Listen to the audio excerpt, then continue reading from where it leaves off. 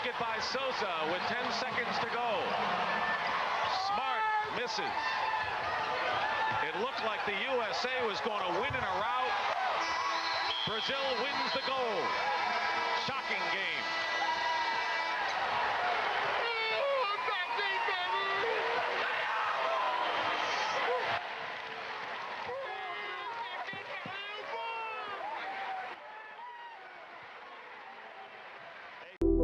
Para trilharmos o caminho do sucesso, é preciso voltar às raízes do basquete no Brasil, um país conhecido como o berço do futebol, onde a bola nos pés sempre brilhou mais. Será que o tempo está acabando para o basquete, ou será que estamos apenas diante a um primeiro capítulo de uma história que ainda será escrita em quadras, arquibancadas, ruas e nos sonhos de cada jovem que se imagina chegar ao topo?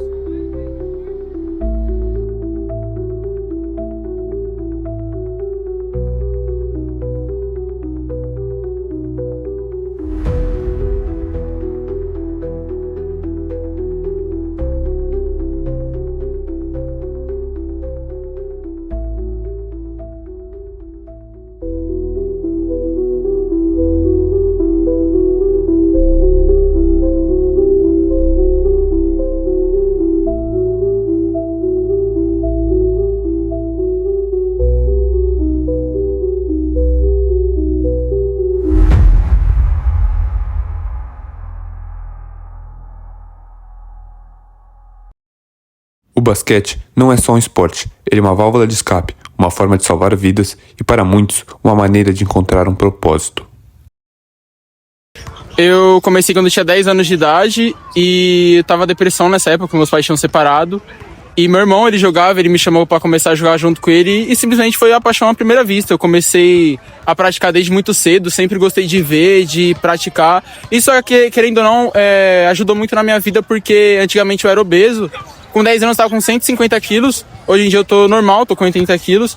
E basquete eu acho que sempre foi uma base na minha vida. Para qualquer decisão fora do esporte também tenho muita influência dele. E para dentro do esporte para continuar praticando e mantendo meu corpo em forma. Meu maior sonho é jogar o basquete francês, o basquete lá na França, porque eu gosto muito do jogo da Europa. Realmente sobre a jogabilidade e o estilo de jogo deles me agrada. E a dificuldade que eu sinto é realmente o investimento, que o Brasil realmente não investe no esporte daqui. E se for investir, investe mais no futebol do que outros esportes, como vôlei, basquete e rugby. Por muito da gente ser o país do futebol, muitas pessoas creem que não pode praticar outros esportes. Muitas vezes, quando tem uma quadra poliesportiva que tem rede, basquete, futebol, muitas vezes o pessoal arranca a tabela, o aro, rasga a rede de vôlei. Muitas vezes acaba prejudicando, querendo ou não, porque às vezes não é somente um esporte que todo mundo pratica. Muitas das vezes a nossa quadra ela é outdoor, ela é fora, ela é ao ar livre. Então, por ser muitas vezes em parque, como no Vila Lobos, tem muito mais outros lugares, acaba muito sujando ela.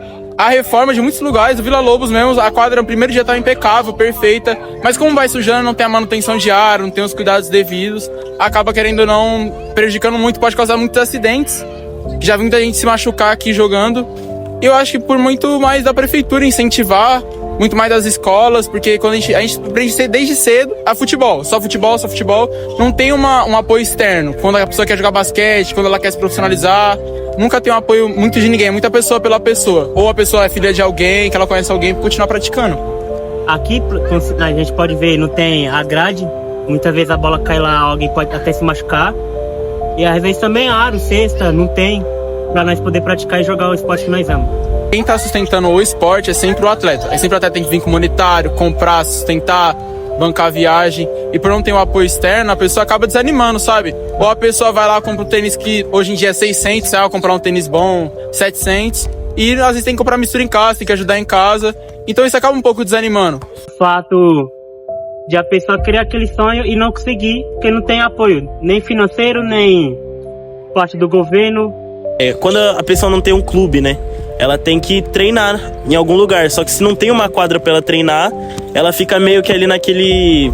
Que que eu vou fazer agora, né? Porque eu não tenho um clube, eu não tenho onde treinar, e aí ela tem que ficar rodando, procurando quadras ao ponto, tipo, ao ponto dela ter que sair de tão longe pra vir, às vezes, no Ibira ou no Parque Vila Lobos pra poder jogar e treinar e saber se vai evoluir, porque, mano, não tem como ir todo dia, né?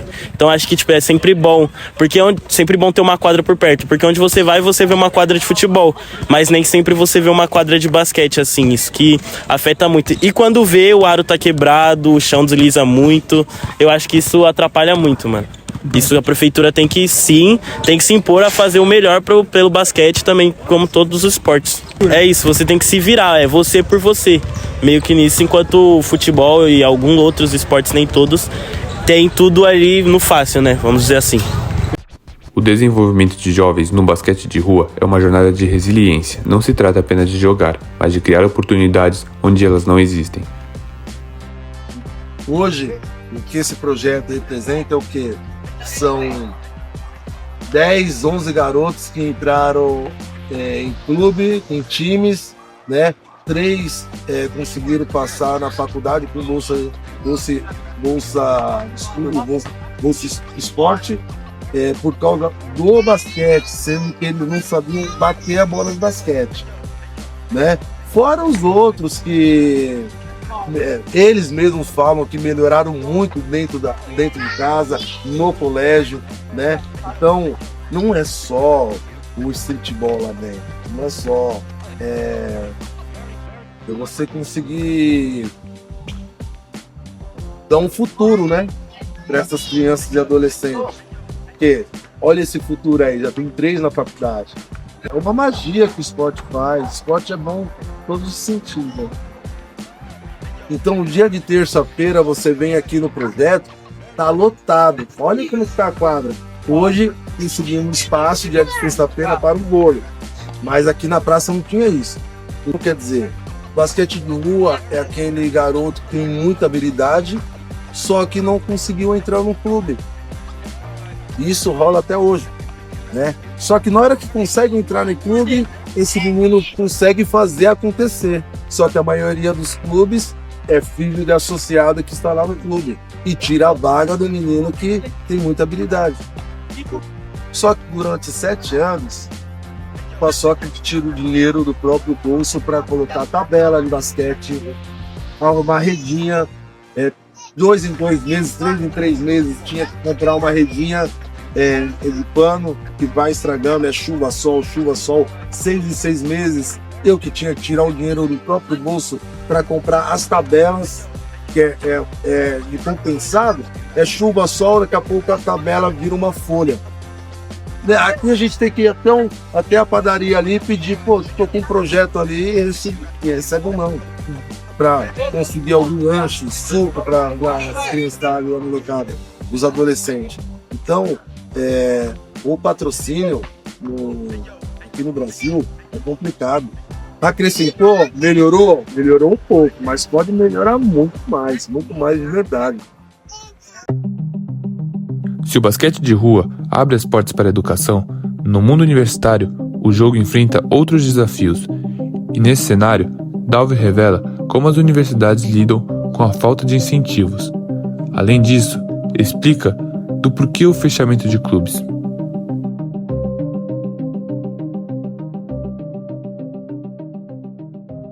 Para falar a verdade, eu tenho comparado com o momento que a gente está tendo menos estruturação, acho que poderia ter muito mais. Não teve grandes mudanças efetivas no desporto universitário do Brasil, particularmente em São Paulo, nos últimos anos. Eu acho que o mais importante, primeiro, é voltar a ter um incentivo de que o aluno atleta tem interesse tanto em defender as cores da faculdade, como também atuar pela faculdade. Eu acho que essa pegada se perdeu um pouco, é uma questão que vai além da parte estrutural, porque hoje a gente tem bons campeonatos, com boas arbitragens, com bons locais de quadra, acho que o problema não está em torno de si. É mais sim uma valorização interna do desporto universitário dentro das faculdades, né? Então vou dar um exemplo mesmo aqui do Mackenzie, né? Que sempre teve um incentivo das bolsas de uma maneira muito aberta para todas as atléticas e hoje se perdeu um pouco disso por conta dessa falta de identidade, que ao meu ver é fundamental quando se trabalha com desporto universitário no Brasil. Então acho que o grande crucial para você massificar são 2 pontos. Primeiro é o resultado em nível internacional, em alto nível, que é uma coisa difícil de acontecer, né? Você vê que a seleção brasileira mesmo, masculina de basquete, não tem um resultado expressivo aí há mais de 30 anos no cenário internacional. E a segunda parte de massificação que eu acho fundamental é você levar o esporte para as escolas. Porque na minha visão, para você começar um trabalho de base em qualquer modalidade, você precisa de criança. E em teoria, o lugar da criança é na escola. Então acho que essas duas coisas hoje faltam um pouco. Não é um problema de estrutura, principalmente, porque a estrutura do esporte nacional ela é meio decidida já, né? Hoje você depende muito da iniciativa privada. Então acaba ficando nesse cenário em que você fica preso a um investimento que não é uma coisa que vai durar a vida inteira. Em algum momento o vacinador tira o patrocínio. E aí um time que se formou aí, um projeto de 5, 10 anos, acaba se acabando. Tem um exemplo agora do São Paulo no NBB mesmo, que foi um clube que não tem tradição no basquete brasileiro e voltou com uma potência alta e agora, pela falta de investimento, vai encerrar um trabalho aí que foi feito muito bem por muitos anos. Então acho que é muito importante o tipo de parceria. Na Copa Paulista, é o que eu falo sempre, é um torneio que tem mais de 20 anos de tradição aqui no Amador. E o grande segredo que eu acredito, no meu ponto de vista, o diferencial para o restante é a questão do ambiente. Você não focar apenas no basquete em si, né? Você está trabalhando com pessoas que estão no amador, é um cara que trabalhou durante a semana, é um cara que tem filho, tem que cuidar no fim de semana, então o cara de repente na quarta ele quer não só jogar basquete, ele quer estar com os amigos, ele quer ver uma NBA depois. Então quando você trabalha todos esses fatores extrínsecos, que é uma coisa que eu defendo muito no meu estilo de jogo como treinador e tento aplicar pelo menos no meu campeonato. Um exemplo disso, Diogo, é o pós-pandemia. Então, eu tinha no pré-pandemia 9 equipes no campeonato, hoje em 6 edições a gente pulou para 12, 15, 18, 21 e agora 24. Então mostra a crescente que o torneio tá e o quanto ele tá complementando bem essa questão do esporte, que é o que a gente fala sempre. 1% das pessoas que praticam esportes vão chegar no alto nível. Os outros 99% são os atletas amadores. É o cara que vai comprar um tênis de basquete, é o cara que vai levar o filho no jogo de basquete, é o cara que vai jogar um campeonato amador. E esse público vai muito além daquela minoria, que é a minoria que tem a chance efetivamente de viver daquilo, né? Levar o esporte de uma maneira profissional. Então, qualquer projeto, independente das ideias, nós temos muitas ideias boas, muita gente boa que trabalha com esporte no Brasil. Eu acho que o fundamental é você dar um foco na base. Pelo menos 70%, 80%, porque não dá para colher se não tiver uma boa plantação. Das ruas e universidades ao profissional, onde o sonho ganha forma, mas nunca de graça. Até chegar lá, existe um preço, e nem sempre o talento é suficiente.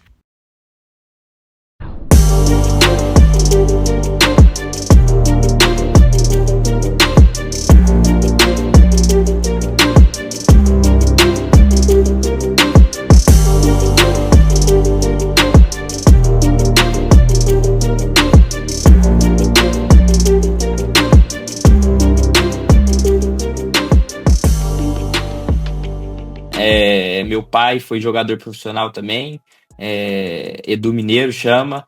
Meu pai, então, fez a carreira no basquete, jogou em Franca, jogou por algumas outras equipes no Brasil. Então, desde criança, sou nascido em Franca também, que é uma cidade que respira o basquete. Meu irmão, eu tenho um irmão mais velho que joga basquete profissional também, o Gui Abreu, que está no Paulistano. Então foi um negócio bem natural, né? Porque como meu pai era ex-jogador, eu sempre acompanhava eles nos treinos, desde molequinho, de criancinha, eu ia lá no Pedrocão assistir ele. Então eu acho que eu nasci para isso, como por causa dessa influência que eu tive desde criança. Ano passado, na LDB, eu tive a oportunidade de jogar aqui no Cruzeiro. Eu tava saindo do Paulistano, aí me ofereceram poder estar jogando pelo Cruzeiro. Na época tinha até a esperança de ter entrada no NBB logo depois da LDB. Na época eu vim para isso, né, para jogar LDB e continuar no NBB, mas acabou que por alguns motivos não deu certo de continuar para o NBB. E aí eu tive que procurar outro clube na época para jogar o NBB passado. A vida normal do atleta é muito diferente de uma vida de uma pessoa que não trabalha com esporte. Então, desde criança, você perdia os aniversários dos amigos, o pessoal ia viajar, você não podia porque tinha jogo no final de semana. Então, realmente é uma vida muito diferente. Tem pessoas que não entendem, amigos mesmo, que falam, caramba, o Léo não tá presente nesse evento, o que tá acontecendo e tal.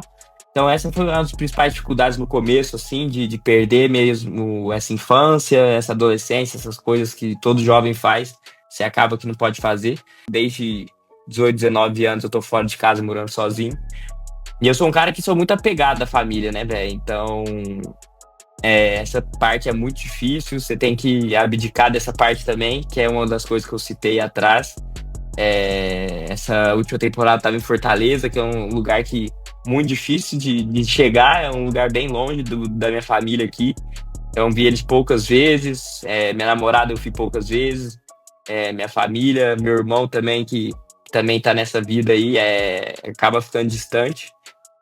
Até por isso que eu vim aqui pro Cruzeiro, igual eu te falei, para tentar crescer junto com um projeto de longo prazo, para tentar ficar bastante tempo aqui. Porque no final das contas você vai criando raiz e aí chega um momento que você tá acostumado, tem que mudar de time de novo. E aí é uma coisa que eu não gosto da vida de atleta, não. Acho que das quadras públicas, cara, a gente tá conversando, é muito diferente você ver campo de futebol e quadra de basquete, né? Porque campo você vai, toda hora tem uma trave ali, às vezes tem até uma redinha, aí muita gente jogando e tal, só que ao mesmo tempo nessa mesma quadra tem a estrutura da tabela ali, só que o pessoal rouba ou não acaba nem de fazer a quadra. Raros são os lugares que você chega lá, tem um aro e de 100, vai ter uma redinha. E a redinha não existe em quadra pública, né? Geralmente. Em Franca, igual eu te falei, é uma cidade de basquete, então eu acabei tendo um pouco mais de sorte, que o pessoal cuida um pouco mais. Só que, infelizmente, são poucas as pessoas que jogam basquete, que têm acesso a essas quadras boas, a quadra dos clubes. Geralmente, quem tem acesso são apenas jogadores de base ou quem paga essa mensalidade. Então, fica muito restrito a pouca pessoa. Tem muita gente que quer jogar basquete, que, infelizmente, acaba não tendo essa condição de pagar um clube. Tá até conversando com o pessoal do Cruzeiro aqui, tem muitos momentos que o basquete acaba que não é lucrativo para esses patrocinadores, entendeu? Que às vezes eles patrocinam um time do futebol, por exemplo, ganha um título, Copa do Brasil ganha milhões, e acaba que no basquete você vai ganhando título e esse dinheiro não vem diretamente pro clube, sabe? Igual de bônus, premiações, essas coisas. A gente entende que tem essa mudança de diretoria e tudo mais. Infelizmente, acho que a primeira coisa que eles tiram dos gastos são esses esportes olímpicos que acabam, que não sei qual foi o motivo real lá do São Paulo sair, mas talvez não tragam um lucro, né, para eles, mas é muito ruim para a liga inteira. Eu acho que ninguém gostou de perder um clube do tamanho do São Paulo, então a gente tem que cada vez mais tentar fazer o basquete ser um produto, além do esporte, né? E essa entrada da NBA no Brasil está sendo fundamental, eu acho, porque é onde traz mais highlight, onde o jogo é mais plástico e tudo mais. Mas também o NBB está crescendo muito, porque aqui no Brasil tem muito cara bom. O basquete é muito competitivo aqui, a liga é muito competitiva. E cada vez mais está surgindo novos talentos aí. Já pegou Olimpíadas ano passado, então tá tudo para crescer, sabe? Tá tudo para ser muito grande nos próximos anos. Aí.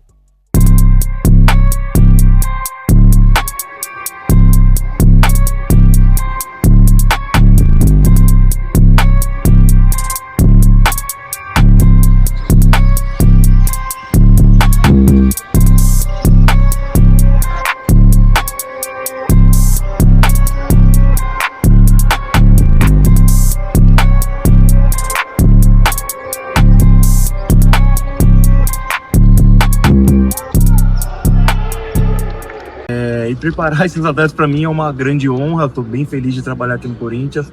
Eu vejo o empenho de todos para a gente fazer um grande jogo como foi hoje. A gente acabou perdendo de 7 pontos, se eu não me engano, foi 80 a 73, alguma coisa assim. Mas enfim, geralmente a gente faz uma sessão de academia, de treino de força, e uma sessão aqui de treino de quadra. Aí tem os treinos específicos também, que a gente faz dividido com alguns atletas. E basicamente é isso. Aí a rotina depende de jogo, de viagem. A maior dificuldade é realmente não ter acesso, né? O menino não chegar cedo no lugar certo, teoricamente. Por exemplo, aqui no Corinthians a gente tem o arremesso inicial. Então acho que tem menino de 8, 7 anos. Então vai fazer diferença um menino que começou com 8, para no meu caso, por exemplo, que comecei com 14. Como é que eu vou disputar com um cara desse? Então acho que tem que divulgar mais, levar o basquete nos lugares mais afastados, que a gente vai. O Brasil é gigantesco, a gente vai ter um monte de talento. Então acredito que se fizer isso, pode ser que a gente descubra mais jovens, tire mais jovens da rua, né? E com o esporte eu acho que é a melhor ferramenta para fazer isso. Então, como passava na TV aberta, eu tinha essa facilidade de assistir. E eu era muito competitiva. Eu gostava de esporte em geral. Aí começou o basquete. Por coincidência, foi o basquete que tava naquele momento, basquete feminino. E aí eu falei, caraca, que legal. Então eu assistia, torcia. Aí na minha escola chegou um educador físico, um professor, que era professor de basquete. Ele que trouxe o basquete, que nos apresentou o basquete. E eu me apaixonei. E uma das coisas que me movia também, além de sonhar, de ter essa competitividade na veia, assim, eu pensava, eu queria dar uma casa melhor pra minha mãe. Eu tinha algo pelo que lutar, sabe? Esse detalhe que eu lembro até hoje, eu saí de casa com 14 anos. Nunca mais eu peguei um centavo dos meus pais. Um treinador que era muito bom, o Sobé, que foi um paizão pra mim. O Sobé me viu jogar e me chamou pra jogar a fase final com ele. O culpado de tudo. Por quê? Como eu jogava contra o time dele, aí dava muito trabalho, ganhava, eu vou te mandar pra São Paulo. Você tem que jogar em São Paulo, Ega. Porque aí ou você vai virar jogador ou não, né? Aí eu, tá bom então, Sobé. Aí o Sobé entrou em contato com o Ferreto, que era um treinador aqui de Ourinhos. Aí eu vim fazer teste em São Paulo, com o Ferreto. Na época que eu cheguei em São Paulo, eu lembro que tinham patrocinadores muito sérios. O campeonato no Brasil era um dos melhores do mundo. Vinham muitas americanas pro Brasil. Se pagavam muito bem, porque tinha excelentes patrocinadores. Hoje você não vê mais, infelizmente. O salário de um atleta de seleção, mesmo de seleção jogando no Brasil, é vergonhoso. Então acabam que elas saem, elas vão pra Europa, e aí o campeonato nacional cai. Aí hoje em dia o basquete feminino sobrevive no Brasil. Só sobrevive. E é triste não ter esse cuidado, porque às vezes ali numa quadra pública, como você mesmo disse, numa quadra pública, que não precisa de muito investimento, que é só um olhar, de uma preocupação de ter esses espaços, proporcionar isso para a população. Por quê? Porque aí você tira esse jovem das drogas. E foi numa escola, e foi numa quadra ali, pública, que eu comecei, que eu brinquei, que eu gostei daquilo e vi que poderia fazer. O basquete foi realmente o culpado de eu realizar meus sonhos.